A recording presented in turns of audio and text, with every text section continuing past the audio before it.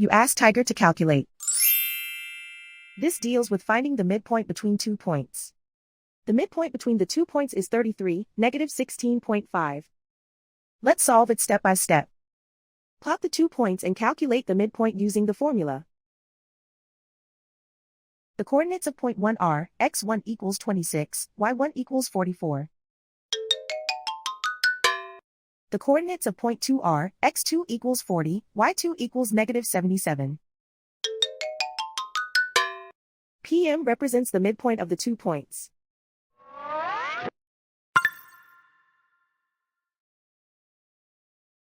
Use the x values in the midpoint formula to find the midpoints x. x1 equals 26. x2 equals 40.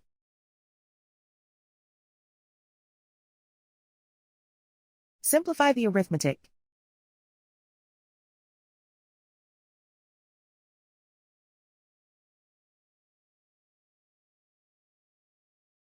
Use the y values in the midpoint formula to find the midpoints y.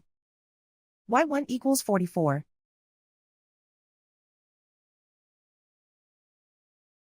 y2 equals -77. Simplify the arithmetic.